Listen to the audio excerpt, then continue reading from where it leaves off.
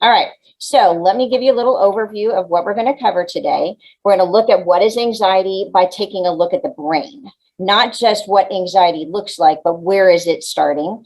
Go through some 3 keys, according to the Dan Siegel, the whole brain child, how to work our parenting responses or our educator responses to help build integration between the logic side of the brain and the feeling side of the brain, develop new brain patterns, because an anxious brain has a very set way of responding to things that make you nervous. And so in order to change those very well established patterns, you have to make new patterns. So ideas on how to do that, and then kind of build coping skills. Well, I'll reference Dr. Dan Siegel, and I'm also going to email some handouts and things like that. The Oklahoma Family Network, they'll send those out to you that I've sent to them. So you'll get a lot of extra information so that you can continue your furthering education. But Dan Siegel, any book that he writes is fantastic. He's a neuroscientist, so he really hits behaviors, parenting responses, anxiety, all those things from a brain-based perspective. So I really appreciate that about him, especially his book, The Whole Brain Child, and then talk about some new patterns, brain awareness strategies, and then get into some more details about those coping skills. So that's kind of an overview. I tend to overload my presentations because I'm a nerd, so I have lots and lots of information that I want to share with you. So to first define anxiety, and I thought I'd do one more little housekeeping thing. If you have questions during while I'm talking, Amy Duncan, our moderator, will be checking those and kind of popping on and letting me know those. If we wind up running over, I'll refer back to the chat log and answer those questions in an email that goes out to everybody who attended today. So if you don't get your questions answered immediately, you will get your questions answered. All right, so what is anxiety? Anxiety actually is a normal and necessary part of our human development, all right? It's expected. It's a normal and transient response to stress. So when you are stressed, and it could be, I have a test, or I'm starting a new school, or I'm doing something new or different, or I'm introducing myself to somebody, all of us have different things that stress us out. It's normal to have anxiety, and it's kind of necessary because it helps us adapt and modify, and learn and pay extra attention. It's not a behavior. It's a state of the brain. When we are under stress, the brain reacts and produces feelings of anxiety. Now, we know a lot of behaviors that are associated with anxiety. Maybe that's avoiding things, completely shutting down. Children might have tantrums. They might cry a lot. We might kind of tune out and want to check out. It might even come out as aggression when really the root cause of that is anxiety. But I really want to get the point across today. Anxiety is a state of the brain. Sometimes we spend so much time focusing on the behaviors of anxiety, which are extremely frustrating and discouraging when you're a parent or an educator or anyone working with someone with anxiety. I know as a parent, it's been extremely difficult trying to help my son, who's now 23, just see different perspectives. But it is a state of the brain. If it's a state of the brain, there are things we can do and parenting responses we can have that meet the needs of the brain and change the patterns in the brain. So I really want to hit that point today. And it becomes a major problem when there becomes no identifiable trigger. That, it's easy. Yeah, it's typical for me to be upset if I'm going to a new school and having to meet a new teacher. But what about when I feel anxious all the time and I can't figure out why? That's when it becomes a problem. The intensity, if the intensity is so overwhelming that you can't or your children can't bear that intensity, how long it lasts, that duration, that can really cause problems. And then the behavior, what behaviors do we adapt to deal with our anxiety? What behaviors do our kids take on to deal with the anxiety? And everyone's different. Every child is different. And so I have found as a school counselor, that's kind of what I do by day. I found as a school counselor, sometimes I have some aggressive kids where you would just think they have anger issues when really what boils behind is anxiety. And it's easier to scream and yell at the teacher versus answer a question that I might get wrong. So I've really grown in my understanding of that. where a lot of us get stuck is we get stuck focusing on the behavior. So we're going to get lots and lots of practical things that we can look through today. And the presentation will be emailed to you so you can look at all my things. Now, here's a typical parenting response and a typical human response. This cycle of anxiety. All right. So we start off with something that makes us anxious.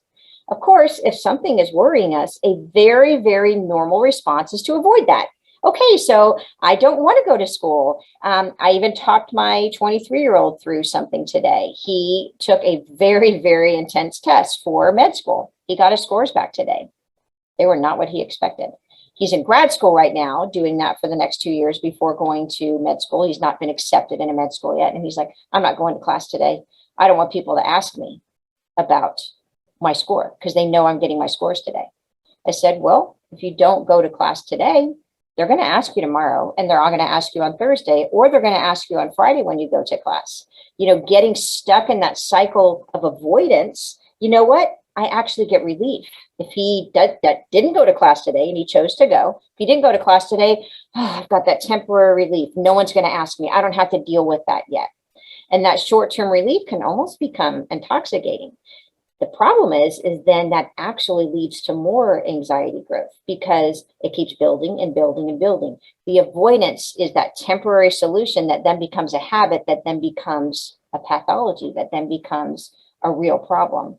So that's why as parents, it's such a tricky balance in really pushing our kids to work through some of these things, because if our sole strategy is avoidance, we're really setting them up for an incredibly vicious cycle. So, and we won't be talking about growth mindset and perseverance and grit so much today, but I will throw those terms out there because anything that you can read about growth mindset, which is the belief that effort leads to change, which is the belief that when things are hard, I keep doing it one step at a time. And I know the Oklahoma Family Network is going to be offering a growth mindset class. I believe it'll be in December. So they'll send out more information since you're kind of on their email list. But that trying to understand that, yes, well, we might think that we're solving a problem by keeping them away from all the things that they're anxious about. It can create long-term problems. Now, there are times when you do need to avoid stuff if the intensity is so overwhelming and overbearing that it really would be unmanageable. But just kind of have that awareness in the back of your mind. Also, I'm referencing the whole brain child. And I want to kind of show you, your kids, if you had to buy anything, I would get the workbook. So the whole brain child book, it actually, it goes into a lot of the detailed theory behind the neuroscience of his techniques and his ideas. Me being very practical, and that's kind of my bent as an educator before I became a counselor. Okay, so you can see like the little cartoon pictures there. This is like, Diary of a Wimpy Kid, which is a really popular book for kids. It has cartoon characters. This book actually it goes through all of the theory behind his ideas, which are incredible. I mean, I've utilized them constantly with students and with my own children, but then it gives you, what does that look like? It'll show an actual conversation through cartoon on what you could say, what we tend to say and how he would like you to say from a brain-based perspective. And it really has you dig into a lot of things that help you think about how you think, help you think about the why you respond the way you do. Absolutely wonderful, wonderful book. So if you have to get anything, get the workbook, because it even has places where you can write down ideas about how you will deal with your child. What would you do with your particular children in this situation? But any book that Dan Siegel writes, I wholeheartedly recommend it. This stuff is wonderful. Okay, so I'm hoping that the audio will work for this. Since anxiety is a state of the brain, just like anger, our brain is actually in a state of anger, and we see all sorts of behaviors around that anger. Anxiety is a state of the brain. It is where we are in what's called fight or flight. The problem is that, number one, parents, we don't understand the brain as much as we could. And my journey into understanding the brain and how it impacts behavior, that really started about 6 years ago, when I started reading some of Dan Siegel's books. And I wish that I had known these things when my son was younger. I would have changed so many things that I did for him. And I'm changing some of the ways I respond to him now. But when you have an understanding of the brain and the brain's job and what state of the brain we're in, when your kids have an understanding of that, it takes away a lot of the shame. Like, what's wrong with me? It's not about what's wrong with me. It's about what's happening in my brain right now. I have ADHD. When I read a book called Healing ADD by Daniel Amen, and he showed brain scan images of the brain that has ADD and how certain parts of the brain aren't even activated if you don't do certain things, it helped me realize, oh, there's nothing wrong with me. This is how my brain is wired.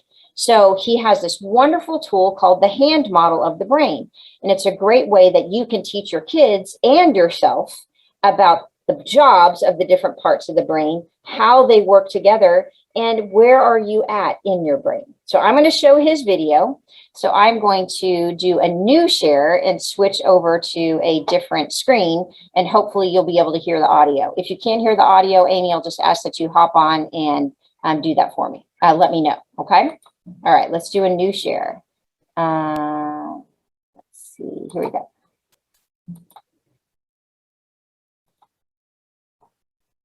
The most rewarding experiences for me has been to study brain science and apply it to the experience of parenting. And the hand model of the brain that I use to teach parents is very useful to understand that. So if you take your thumb and put it in the middle of your palm, put your fingers over the top, this is a very useful model of the brain. And when we can actually see in front of us what's going on in the brain, then we can change what the brain does.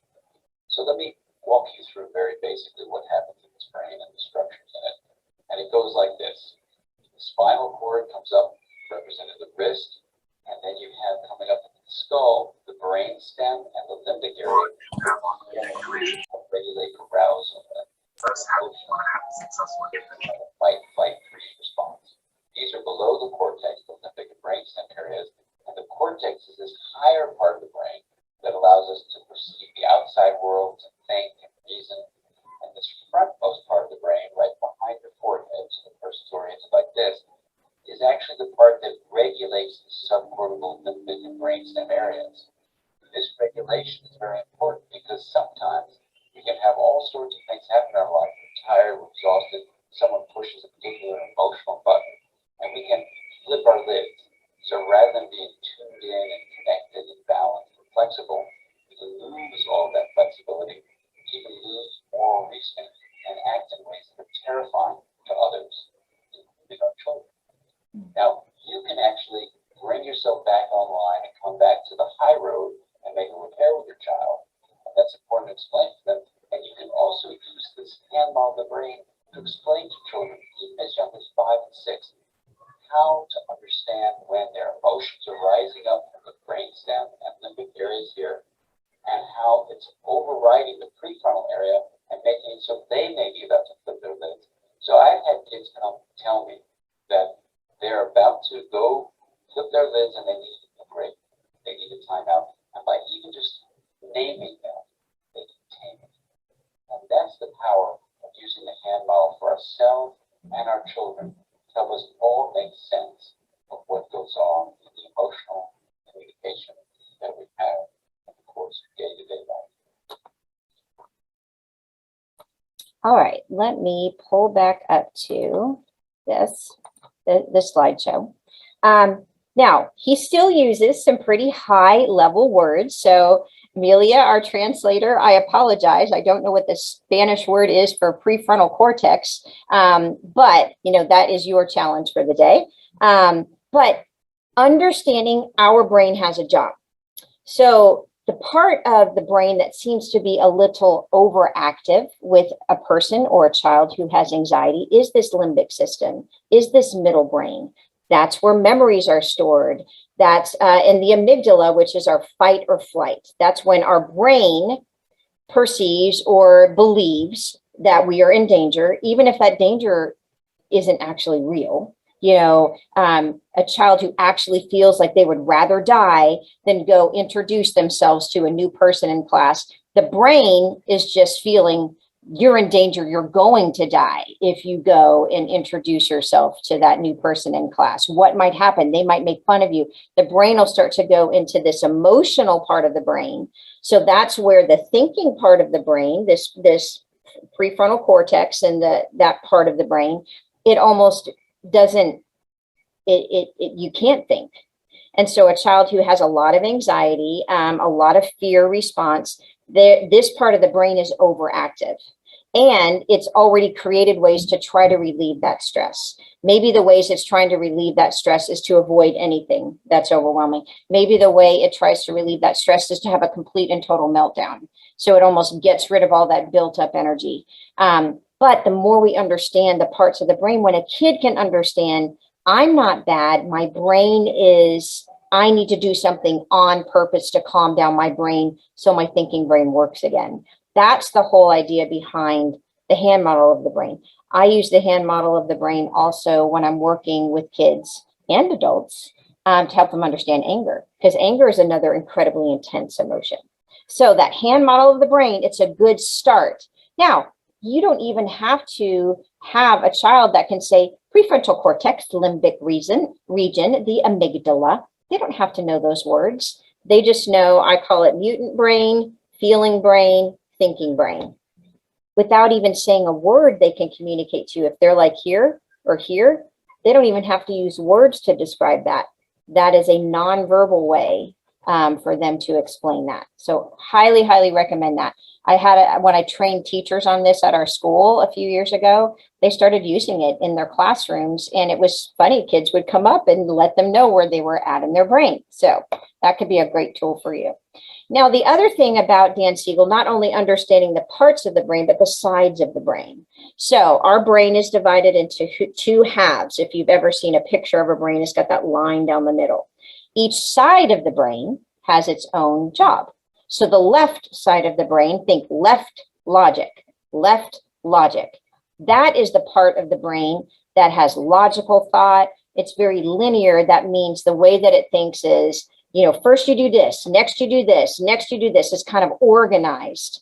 It's all about words. It's very literal, very practical, not a lot. It doesn't rely on emotion. Now, the right side of the brain, that's the part of the brain that's all about emotion. It picks up on body language and physical feelings that we're having. It's nonverbal. It sees the whole picture. And both sides of the brain are important. So the way I remember what side of the brain, I think left logic. And for right side of the brain, I think about Matthew McConaughey, the wonderfully handsome author. And my husband, it's okay, he knows that I think Matthew McConaughey is handsome. He always would say that thing, all right. So I think of him as a creative artist. So Matthew McConaughey, all right, side of the brain is all about creativity, feelings, left logic. Now here's the deal. Guess where we live as grown-ups? Because our brains are fully developed. We live in the logic side. Unless we're angry, then we're in the right side of our brain. But when we are trying to fix our anxious child, our anxious student, our anxious client, we stay in the logic zone. Don't worry, there's nothing to be afraid of. Oh, okay, well, that's, we're trying to be helpful. It's not a big deal that it broke. Just fix it. There's no reason to cry. Losing is part of the game. Homework is your job. Get it done. If you focus, you'll finish sooner. Here's the deal. All of those things are true statements. Yes, there isn't something to worry about because they're making a big deal out of a small thing. But that's not what their brain is feeling. That's not what the right side of their brain is experiencing. To them, it is a big deal. And yes, maybe it can be fixed, but that's not helping me right now when I'm really upset that it's broken. We live in the left side. When we're trying to correct or change behavior, we're telling them very logical reasons why they should do this or shouldn't do this, or this is what you need to do. And that is only speaking to half of their brain. And so what Dan Siegel talks about is integration. I need to have responses as a parent, as an educator, as an adult, as a person. I need to have responses that connect to the right side, the feelings, emotional side, and also bring them over to the logic side, which helps them get to the point where they can solve problems and things like that. So think about this. If you've had a conversation with a friend, or I tend to find this a lot when you're having a conversation with your sweetheart and they say, well, how was your day? And you're like, oh, my day was so frustrating. This person bothered me, da, da, da, da. And then while we are expressing our feelings about the day, oh, well, you just need to do this, this, this, and this, and then it won't be a problem. Everything they just said might have been a great idea, but that's not what I want to hear. I didn't ask you to fix this. I want you to connect with me where I'm at, which is feelings right now. And then, yeah, I can go over to that solve the problem side. What we do as parents is we jump straight to the solve the problem side because that's what we know to do, because we have experience. We have brains that are fully developed. Well, in theory, we have brains that are fully developed. So very important that we do our responses create integration. I can acknowledge and address the right side, the feelings, the emotions, the tantrums, all the things, and then bring them over to the left side where we can solve the problem and make plans for the future and what can we do next time this happens. So here's what that looks like. That sounds great. What does that look like?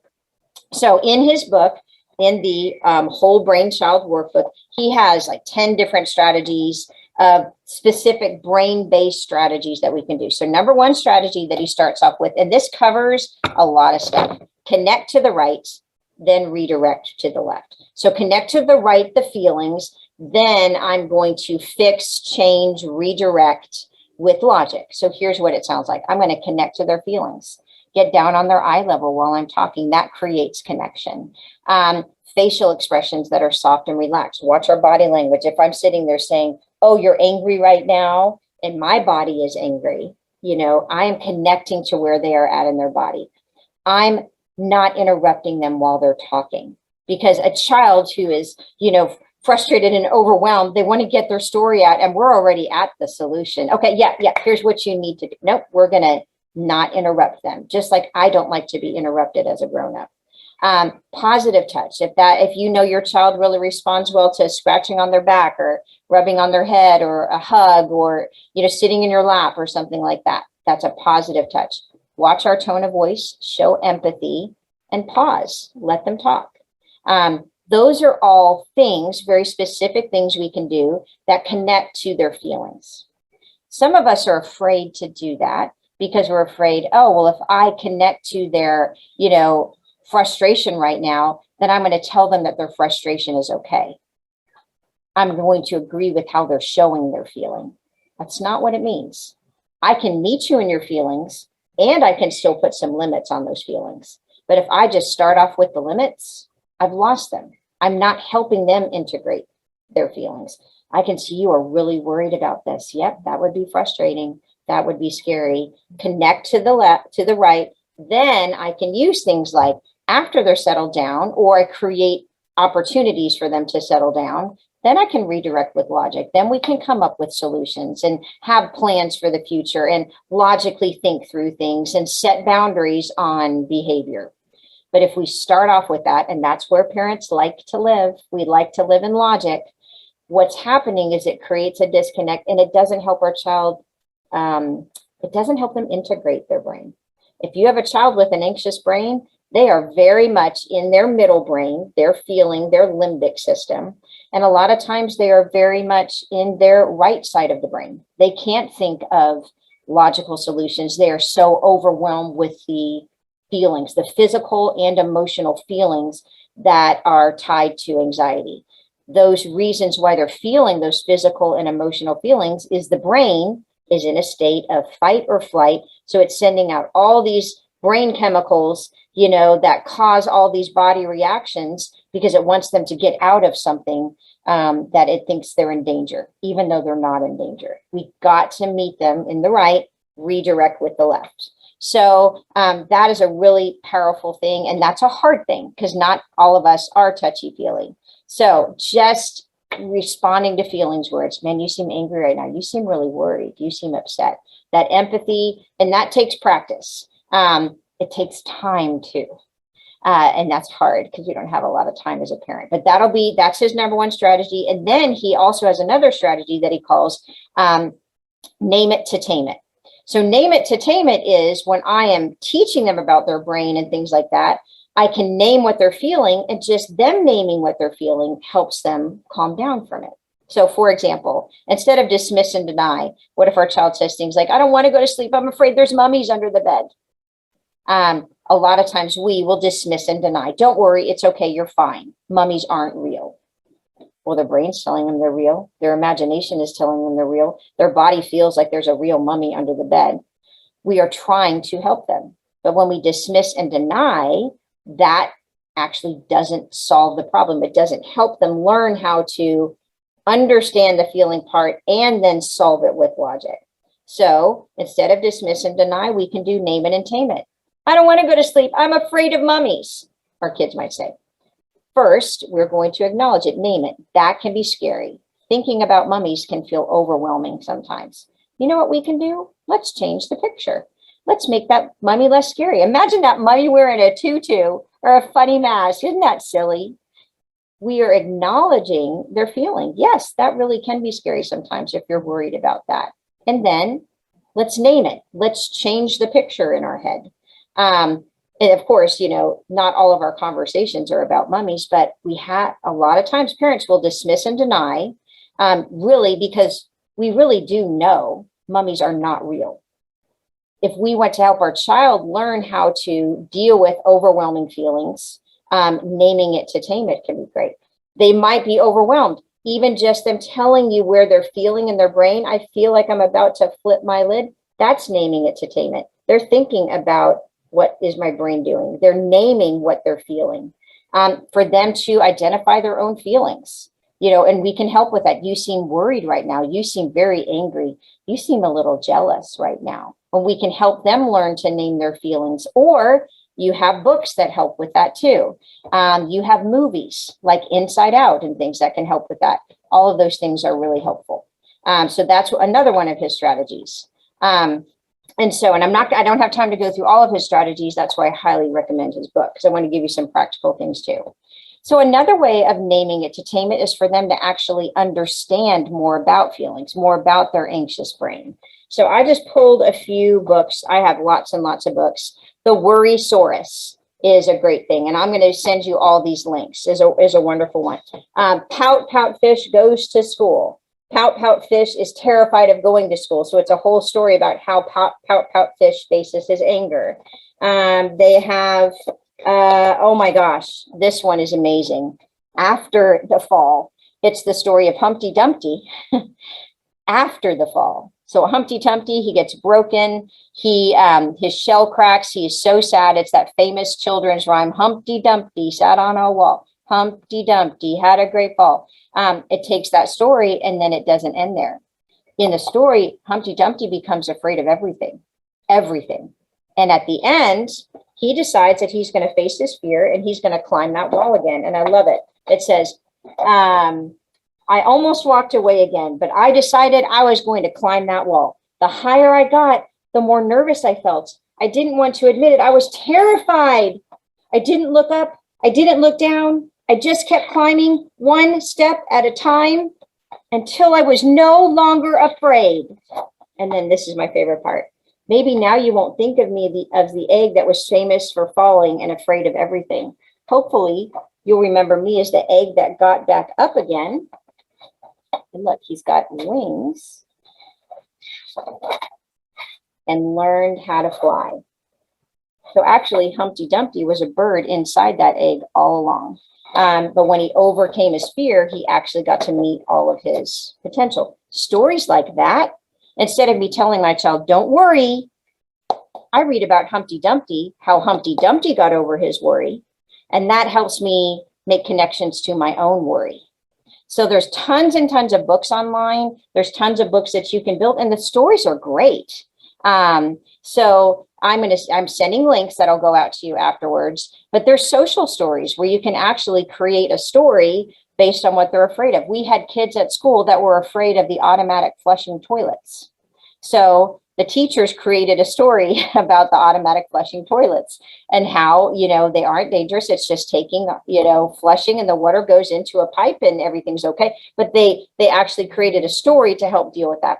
Mr. Rogers, any of his old videos were wonderful. We had a story that he used to sing about you can't get sucked down the drain. My very anxious child, when he was 2 years old, was terrified to have the drain unplugged in the bathtub because he knew he was going to get sucked down the drain.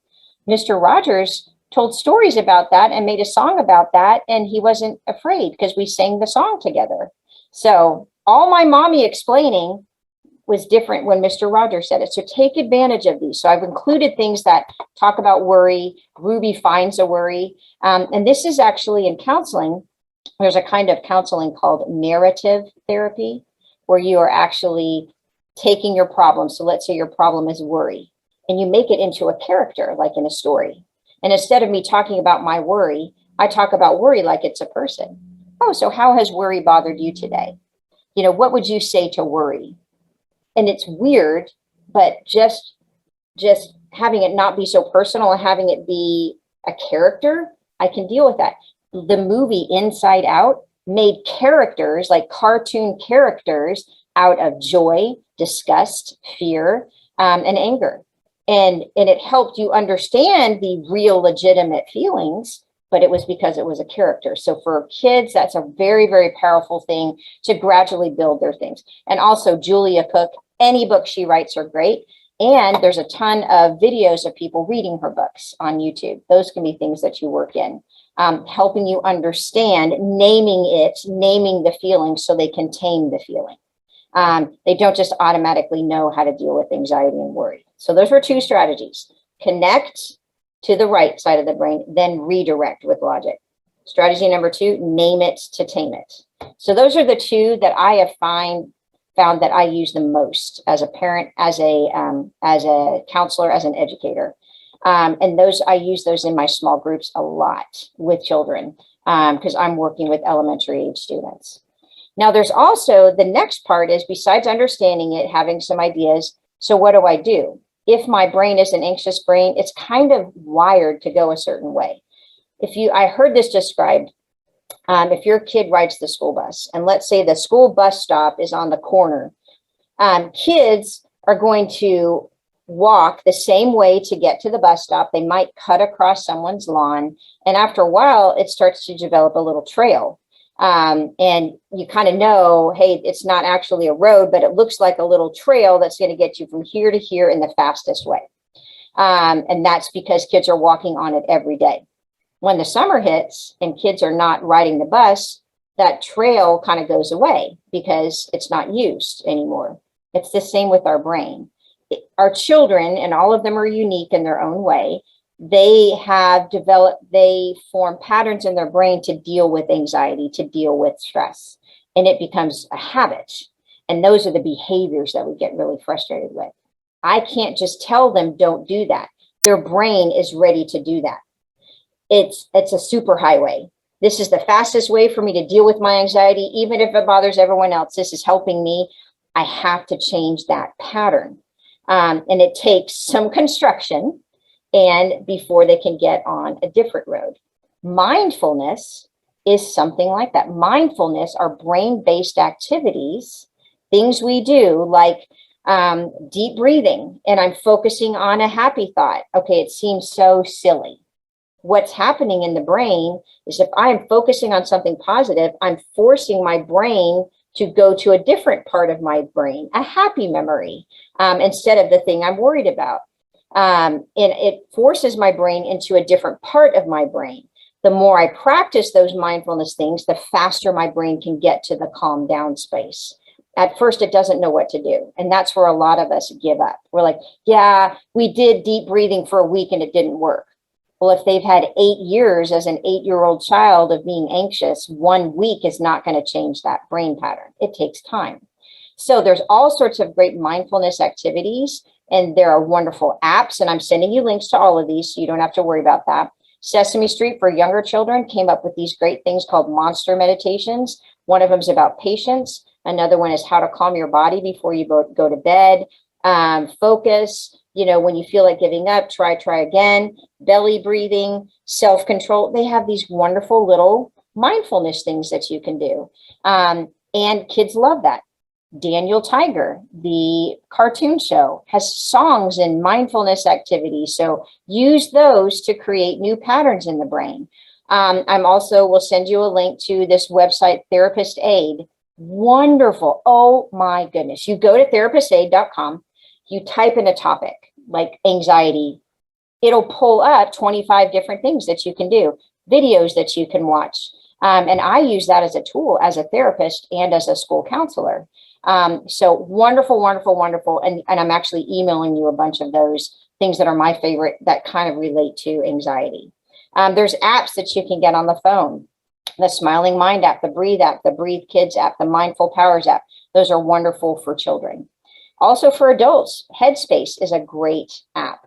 One of my sons who does struggle with anxiety, he was finding that something would happen, he would oversleep. Okay. That one thing would happen that he didn't plan for. It would spiral his brain. And that one thing, which was a solvable problem, I'm just going to hurry up and get ready to go, would literally ruin the rest of his day. He'd stay in a bad mood because of that. I had been talking to him about mindfulness and all these things, but it's kind of like he had to decide to do it because I learned this stuff a little late. And he started using the Headspace app. The way he approached it is he said, I started to think about it like exercise. I love to exercise my body. So I thought I'm going to exercise my brain. It wasn't, I only use this when I'm in a crisis. I was just starting to use it every day. For him, he said it took about 2 months for him before he really started to notice the major difference. And he can still go into that spiral and stay stressed out. If he uses the tools that he knows to use, he's just like, it's so weird, Mom. It doesn't ruin I have 10 minutes of frustration, and then I've learned how to let it go on this little exercise that I could visualize myself letting it go. And now I actually don't stay in a bad mood. And it's like exercise for your brain. So for your kids, you can't just use these when you're in the middle of an anxiety crisis. This needs to be built into your routine, just like you brush your teeth.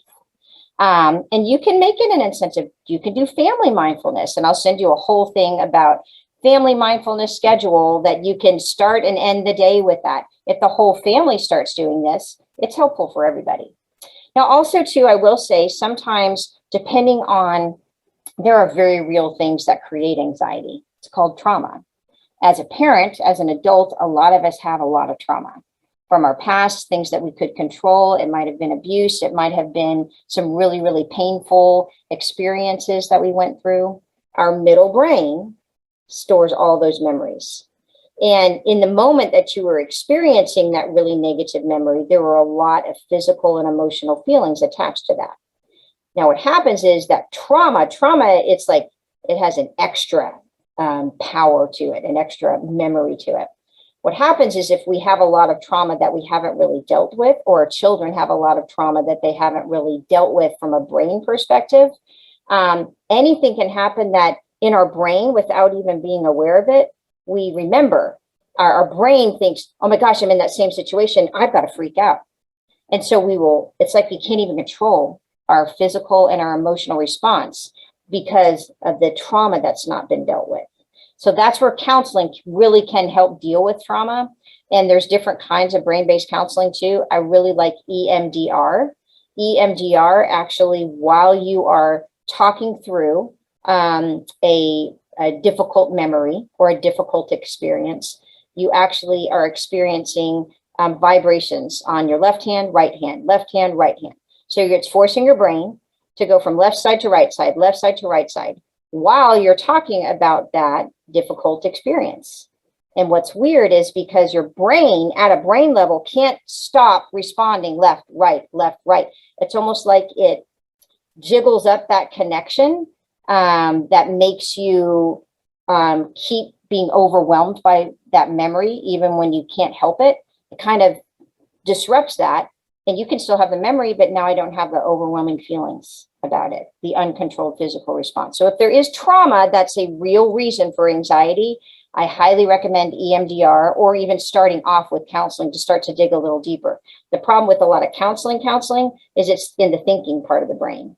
What EMDR does is it combines the thinking part of the brain and the feeling part of the brain. So there's lots and lots of therapists in town. I have not trained in that yet. I'm really looking forward to that. That's my goal in the next 2 years, is to get my certification in that, because I've just heard so many wonderful things about it. Now, here's a great mindfulness one too. Box breathing is a really good one. I'm looking at time. I only have 7 minutes, so I'm just you'll watch this one at home. But here's what box breathing is. It's a visualization technique. So I imagine I am building a box with my brain. Okay, so I'm going to breathe in for 4. I'm going to build the other side of the box and hold it. I'm going to breathe out for 4. I'm going to hold it for 4. So I breathe in for 4, hold it, breathe out for 4, hold it. For me, deep breaths are great. Deep breaths with some structure really have helped me, really have helped kids. I use this in my anger management groups that I teach, and you can do this anywhere. I mean, instead of deep breaths, I would tell my son to take deep breaths, and here's what it looked like. And he'd look like a bull, or an angry wolf who is ready to charge me. Breathe in for 4, hold it, breathe out for 4, hold it.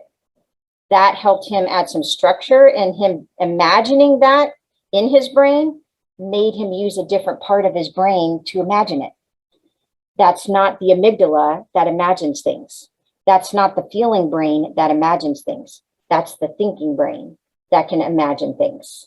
So it was forcing his thinking brain to come on to picture building a box. So it seems like silly things, but it's actually from a brain level, getting you out of the feelings in the amygdala and getting you into the thinking part of the brain. Mindfulness does that. You practice that a lot, and it's easier to get there. So that's kind of the mindfulness things. And remember, anxiety is not a behavior, it's a state of the brain. Working in mindfulness rituals, start counseling if you need to. During an anxious episode, or your child's anxious episode, instead of thinking, I need to fix this behavior, we've got to reset the brain. Okay, so here are some ideas for that. So where's my little bucket? Okay, I love just these little clear plastic shoe boxes. You can get these for $1 at the dollar store. You can get them for 97 cents at Home Depot.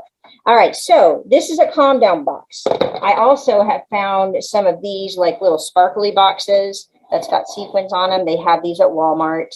But have a box that as a family, or each child can have their own, that box has things inside that actually might help reset the brain. Maybe it has, I love to build, little Orbeez hands. Maybe it has a glitter bottle. And actually, the Oklahoma Family Network, and you'll see this here in a minute, and it'll get sent out. They're doing a calming water bottle event where you can actually order the supplies. They send them to you. And as a family, you sign on and make calm down water bottles for your family. It can be anything. Sometimes, Legos could be great. I have these little pom-poms that I put in little, medicine containers that are helpful. Anything with sequins. You can even have, they have these cool yoga cards that we just got in our calm down corners. All the kids love the poppets, they love those kinds of things. So, but let me change your idea about sensory toys. Yes, sensory toys can sometimes be a tool. What if we actually taught our kids, that it's not just play, I'm changing the brain. This is like a remote control. So if I do something on purpose to calm down, maybe me squishing this hand helps me not squish my brother's face because I'm so frustrated. Maybe me staring at my glitter bottle for a minute.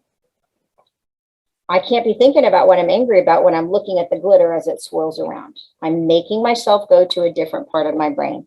If I teach my children, let's go do something on purpose to calm down. What works for you? If we build our calm down box, those are the things that they have identified work for them. Great. Then it's not a toy, it's a tool. We have to do things on purpose to change the brain. Let's kind of look at it this way. If you are watching a TV show and you don't want to watch that TV show anymore, So I'm going to sit there on the floor and I'm going to throw a tantrum. I don't want to watch this show. Ah! But I keep sitting there and I keep watching the show. Guys, if you don't want to watch the show, get up and change the channel. Or if you're lucky, you have a remote control that's right next to you. You have to do something on purpose to change the brain. We have to teach our kids, all right, sounds like we need to reset our brains. Let's go do something on purpose. If they don't want to do that on their own, for my children, my anxious child who struggled with anxiety and anger, two really fun feelings, he had to. Oh, okay, go get in the bathtub. I don't want to get in the bathtub. I will talk to you in 10 minutes. Bathing calmed him down. All right, go jump on the trampoline. I don't want to jump on the trampoline. I will talk to you in 5 minutes. I need you out on the trampoline. I knew I was creating the opportunity for him to get all that nervous energy out, get oxygen going through his body, and it helped him. But I didn't just do that. I taught him why we were doing that. If he chose at first not to use the tools that we've been learning about, then he was required to use the tools. And then the beautiful thing, for him, it took longer. It didn't take as long with my sons, my two other sons. For him, we really started this about first grade. By the time he was in fourth grade, he was doing it himself, and he was getting better every year. He would go out and kick the soccer ball. He would go and set the timer for 10 minutes. And Mom, I'm just going to go, take a break but he'd set the timer because he couldn't take a 2-hour break to avoid what he didn't want to do. He could take a 10-minute break to avoid and change his brain, change the channel. So change our minds about that, but teach your kids what they're expecting. One of my favorite things is, this is a little hand paper shredder that you can get on Amazon. They're like $12. And so you can actually, kids can write things that they worry about. They put it in the shredder and it actually changes it into, tears it up. It's like a ritual. There are a lot of different things that you can do for that. So building those kinds of things in your calm down box, your calm down station, or what some people even do is they create a calm space at home, or your child can have that in their room. Something as simple as putting a shower curtain over a corner, putting some lights in there, and having pillows from off their bed and stuffed animals in there. And that's where they go. It's like a little cave. And I'm on purpose. I'm going to this calm down space to change my brain. No matter what caused me to be upset or worried, I'm going to do something on purpose to change my brain. And that really is, that kind of language can really, really help our kids over time. It doesn't even have to be fancy. I've talked about this at school with the kids, and they're all like, oh yeah, I go up in my bed and I have a bunk bed and I go on the top bunk and I cover myself with a blanket and I play with cars. That helps me calm down. Well, guess what, guys? Talk about it as a family. What helps you calm down? Not me telling them what helps you calm down. I teach them about the brain. Oh yeah, you're in your limbic brain, you're in your T-Rex brain, you're in your thinking brain. We've been talking about these things so it makes sense to them. And now they're not so ashamed about their behavior, or I'm not so focused on the hard side of anxiety, the behavior. I'm focused on the brain. Fix the brain, the behaviors will follow. But remember, it takes time to change those patterns. Another thing, and I will send an actual link to this, is the mood meter. Where's my mood meter? They have all sorts of mood meters and stuff online that you can just, already graphics ready. But kids, they are, while they're learning to name it and tame it, they need to know what part of their brain they're in. Where are you at? Are you happy? Are you angry? Are you sad? Are you calm? Have them learn how to identify that. They have mood meters that are much more detailed for older kids. And then we can start to ask questions. We don't judge them for where they're at in their brain. So you're angry right now. And letting them know that's okay. Well, what can you do for yourself that will move you from angry to calm? What do you need from me that will help you move from angry to calm? If they're frustrated with their sister or whatever, what do you need from your sister that might help you move from angry to calm? First, what can they do? How can I help? They're mad. All right. How can I teach them to realize, acknowledge that feeling? And then what can I do on purpose to get me to another spot on the mood meter? So mood meters are really great. And a lot of people, if you have an anxious child, do a check-in in the morning. All right, where are you at today? All right, so you're feeling a little nervous today? Okay, what will make you move from nervous to calm? What do we need? What's something we can do?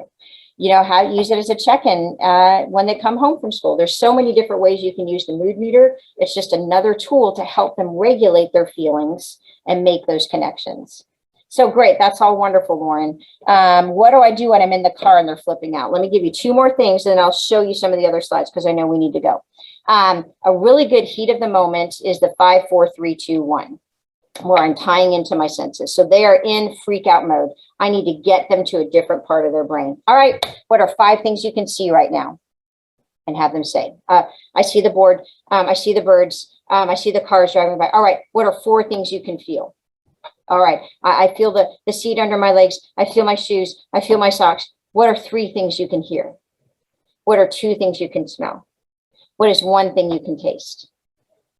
The thinking brain is able to identify those things. When I train them in this ritual, all right, 5, 4, 3, 2, 1, tell me 5 things you can see, okay, 4 things you can feel. Eventually they can start doing that on their own. It's a really good heat of the moment because you don't need anything to do that. Another really good heat of the moment thing to do is called categories. So, okay, tell me your favorite movies that you've watched and just have them start listing it. All right, what's your favorite animals? Have them start listing it.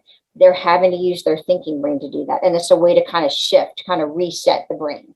Now, it doesn't mean that makes the problem go away. It means it helps them deal with the feelings so we can get to the problem solving.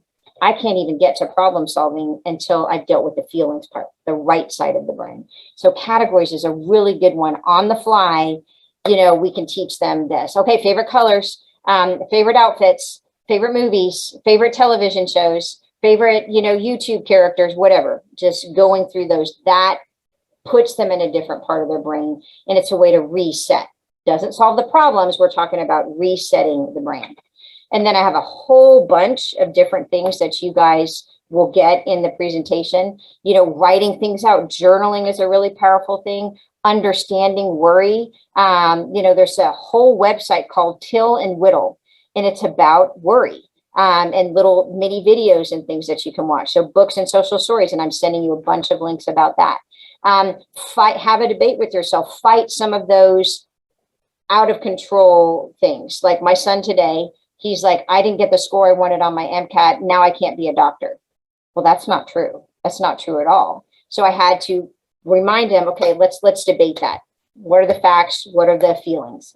And we've learned to do that. So I have a whole bunch of worksheets that I'll send to you that, you know, sometimes kids have all or nothing thinking, or they catastrophize. They think it's the end of the world. It teaches you how to change that thinking. Those are great things. Self-soothing, doing things like giving yourself a hug, rubbing your ears, you know, smelling chapstick, doing breathing techniques are great.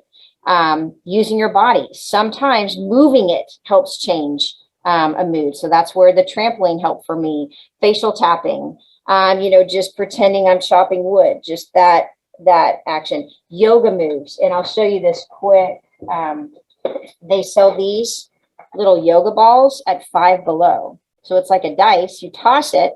And then if it lands on Namaste, they do that position. If it lands on the warrior pose, they do the warrior pose. That's a moving their body to change their emotion.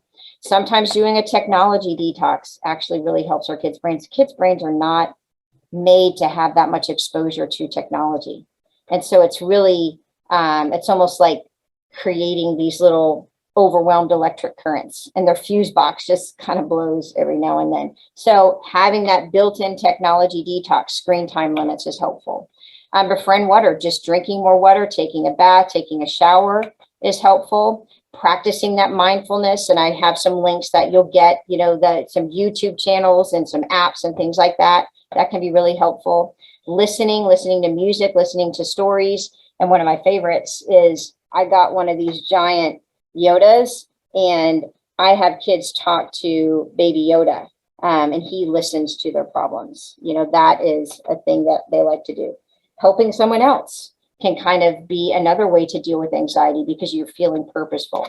And then also, I know like on October 19th, the Oklahoma Family Network is going to have this presentation again for if you have friends that you think might benefit from that. But they're also going to have calming water bottle events that you can actually make, and they send you supplies. So since you're on that mailing list for Oklahoma Family Network, definitely be checking out their website for stuff like that. It can be really helpful. Okay, so I know I've thrown a lot at you. We've gone just a little bit over. But what I'm hoping, the main things I want to make sure your takeaways are, and everyone has their own little things. Number one, understand anxiety for what it is. It is a state of the brain. Teach yourself, teach your children, this is your brain. How can I reset my brain? How can I understand my brain? I cannot recommend this book enough. Dan Siegel, The Whole Brain Child. And you will get, the PowerPoint will be emailed to you so you can look at that. Use that hand model of the brain. So first, understand it's a state of the brain. Teach them new ways to manage their stress. So create new pathways in the brain. And you can do that from mindfulness. And you can do that from different things that you do, like all those things that we just went through. Writing, helping someone else, listening to music, practicing mindfulness. That creates new pathways in the brain, and they can develop new habits. And if it is to the point where it's an overwhelming, I'm not able to do this on my own, get counseling. Sometimes kids just don't want to listen to their parents. I can say the most amazing things. And as soon as they hear it from a teacher, oh, well, this so-and-so said, I'm like, I've been saying that for 10 years. Sometimes they just can't hear it. A counselor could be great. Sign them up for a social emotional group at school. I have tons of groups. That doesn't mean that there's something wrong with your child. It's just teaching them skills, coping skills that will help them deal with their anxious brain. Because one thing I know about anxious kiddos, they notice stuff. That's an amazing skill. They're sensitive. That's an amazing skill. Sometimes we're so focused on the difficult parts of anxiety, we forget the beautiful perspective that it brings. So, but again, you can contact me at any time. My contact information will be in the email, and I'll be sending, because I'm a nerd, I'll be sending more handouts than you even know what to deal with. So, and Amy, I'm sending a few more to her today. So hopefully that will be helpful. I know there wasn't really time for questions, but we can get those questions that you might have had, and I can respond to those in an email that goes out to everybody who attended today. All right, I tried to wrap it up with Amy. What else do you need to do from your side with the conference? I do not need to do anything other than just to let you know that our next sessions will begin at 6:30. So check your agenda at a glance for your link where you'll be going. We will have a break from 2:30 to 6:30. And then know that as you register for the conference, this presentation will be available, as well as all links, information, and handouts. We will be sending that afterwards. If you are not familiar with our website, oklahomafamilynetwork.org, please make sure you check that out. Always lots of information there and on our Facebook page. So we're so glad. Lauren, it's always a pleasure to listen to you. Always packed full with great information.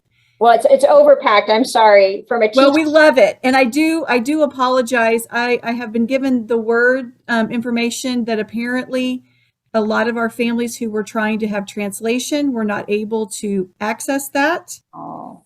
So we will try to get that, translated and available for everyone at a later time. Okay. Thank you so much. Thank you.